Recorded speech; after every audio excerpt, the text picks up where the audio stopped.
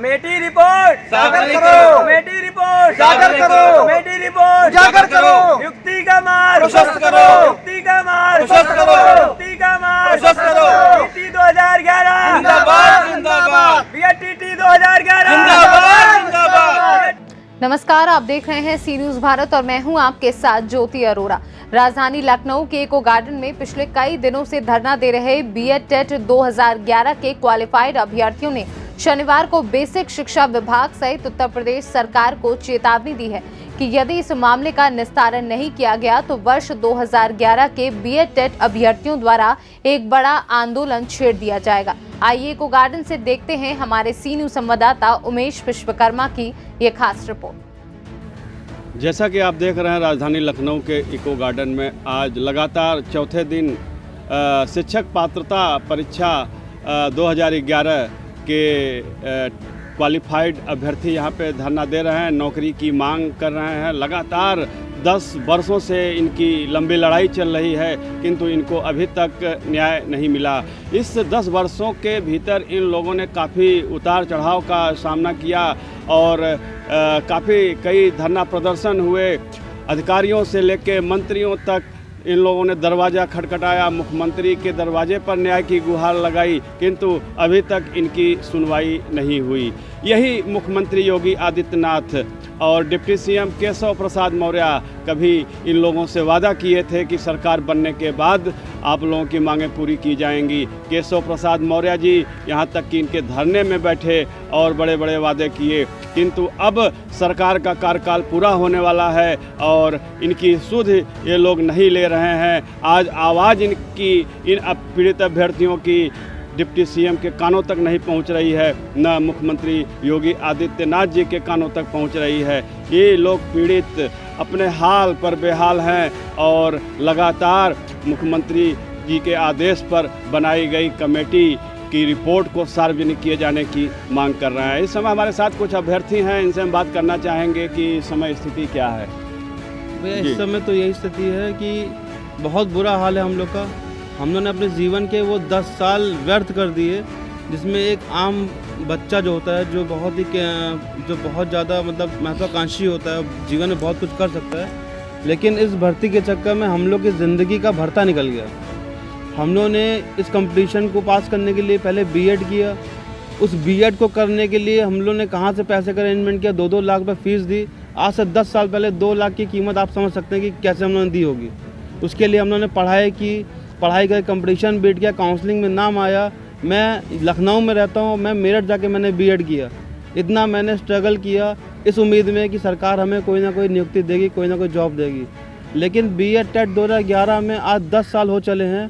हम लोग की पूरी लगभग जवानी ख़त्म होने पे आ गई है, लेकिन हम लोग को अब तक नियुक्ति नहीं मिली।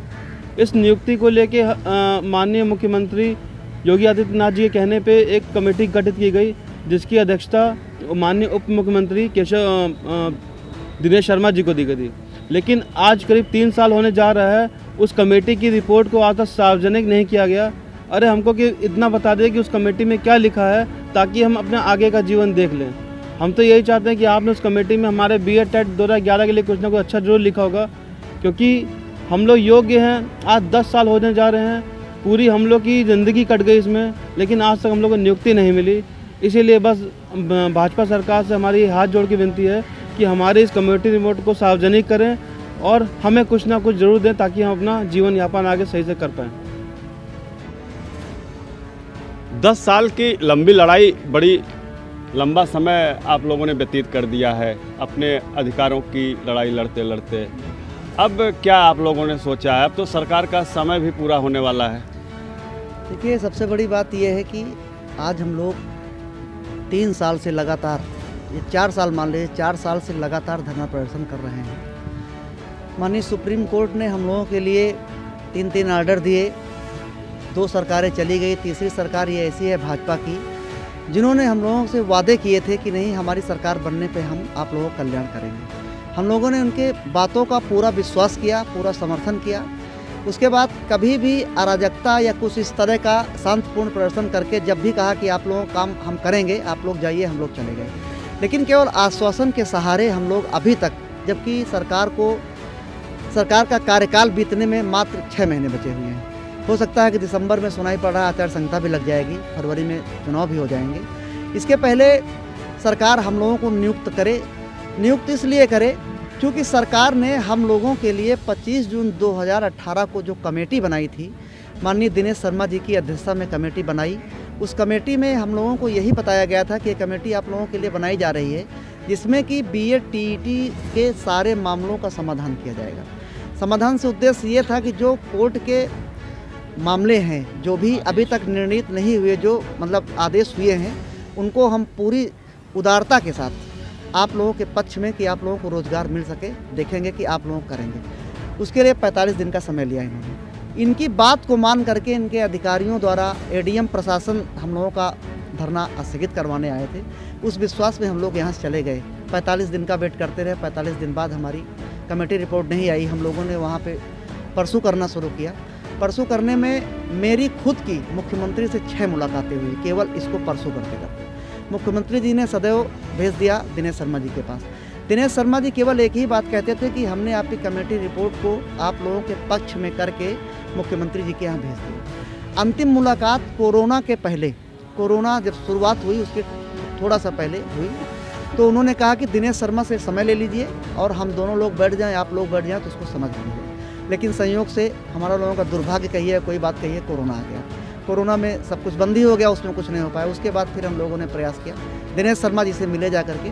दिनेश शर्मा ने कहा मैंने भेज दिया, लेकिन मुख्यमंत्री आज भी इस बात को कह रहे हैं कि नहीं, अभी कमेटी रिपोर्ट नहीं मिली। तो मैं ये जानना चाहता हूँ कि ऐसी कमेटी रिपोर्ट में कौन सी बात होगी, कितनी बड़ी कमेटी बन गई, क्या हुआ कि 3 साल में भी उसकी रिपोर्ट नहीं बन सकी। नहीं, बात ये नहीं समझ में आ रही है कि जब डिप्टी सीएम दिनेश शर्मा जी कह रहे हैं कि रिपोर्ट हमने मुख्यमंत्री जी को भेज दी, और आप लोग जैसा बता रहे हैं कि मुख्यमंत्री जी से मिलने के बाद मुख्यमंत्री जी के यहाँ से आप बताया जा रहा है कि ये रिपोर्ट यहाँ पहुँची नहीं, तो क्या मामला चल रहा है? कहीं आपको गुमराह तो नहीं किया जा रहा है? अब इससे तो साफ साफ जाहिर होता है कि दोनों लोग मिल करके हम लोग गुमराह कर रहे हैं। या तो दोनों लोग इस बात को पूरे संज्ञान में है, दोनों लोगों के संज्ञान में है, या कोई ऐसा मामला है कि नहीं हम चुनाव के ठीक पहले करेंगे, ऐसा कुछ करेंगे कि हमारा वोट बैंक। तो हम तो आज भी अगर वो हमारी नियुक्ति कर देते हैं, हम कल भी इनके साथ थे और आज भी इनके साथ ही रहेंगे, इसमें कोई दो राय नहीं है।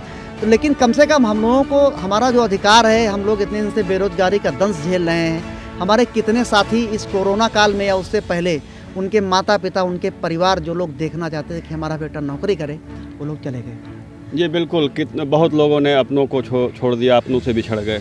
लेकिन माननीय मुख्यमंत्री जी, पता नहीं मुख्यमंत्री जी को किसने गुमराह किया है या अधिकारियों ने गुमराह किया है, गुमराह करके रखे हुए हैं। मुख्यमंत्री जी को हमारी रिपोर्ट ओपन करनी चाहिए।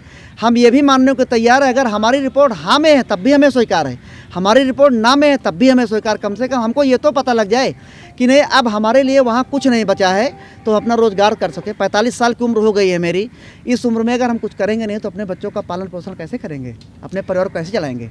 अब क्या करने वाले हैं? कुछ तो शुभकाहट मिल रही है कि कुछ आप लोग बड़ा करने वाले हैं। हाँ, अगर अभी तो पहले इस धरने को हम लोग ख़त्म नहीं करेंगे जब तक हमारी कमेटी रिपोर्ट ओपन नहीं होगी। कमेटी रिपोर्ट ओपन हो और हम लोगों के साथ इतने दिन तक जो अन्याय हुआ है उस अन्याय का अंत किया जाए, हमारी नियुक्ति की जाए। अन्यथा इस धरने को हम अनवरत चलाएंगे जब तक आचार संहिता नहीं लग जाएगी। और नवंबर में हम बड़ा आंदोलन करेंगे, इतना बड़ा आंदोलन करेंगे कि शायद शासन प्रशासन को यह एहसास हो जाएगा कि बीएड टीईटी में कितना बड़ा वोट बैंक है, जिसको करना बहुत ज़रूरी है। अन्यथा सरकार बहुत ही जिस मुगालते में है उसका जो परिणाम होगा वो उनके लिए बहुत ही घातक होगा। 10 साल बीत गए इंतज़ार में। अपने भविष्य के खातिर ये लोग 10 साल से अपने अधिकारियों की लड़ाई लड़ रहे हैं। उत्तर प्रदेश की पहली शिक्षक पात्रता परीक्षा के ये सभी लोग क्वालिफाइड अभ्यर्थी हैं। एक समय था जब इस एग्ज़ाम को क्वालिफाइड करने के बाद इन लोगों के परिवार में और इन अभ्यर्थियों के चेहरे पर जो एक उम्मीद थी, एक मुस्कान थी, अपने सुनहरे भविष्य को लेकर वो अब तार तार नज़र होता आ रहा है। और इस लंबी लड़ाई में ये लोग बहुत ज़बरदस्त ढंग से मानसिक उत्पीड़न का शिकार हो रहे हैं। कहीं न कहीं ये सामाजिक दशा भी इनकी खराब हो चुकी है। ये लोगों को जवाब नहीं दे पा रहे हैं कि अब ये लोग जाएं तो जाए कहाँ। इनकी उम्र की सीमा समाप्त हो चुकी है। ये लोग इस लायक भी नहीं हैं इस समय कि किसी नई भर्ती में ये लोग सम्मिलित हो सकें। इसी कारण एक ही केवल विकल्प है इनके सामने, यह अधिकार इनको वापस मिले, तभी ही इनका भविष्य संवरेगा। सी न्यूज़ से उमेश विश्वकर्मा।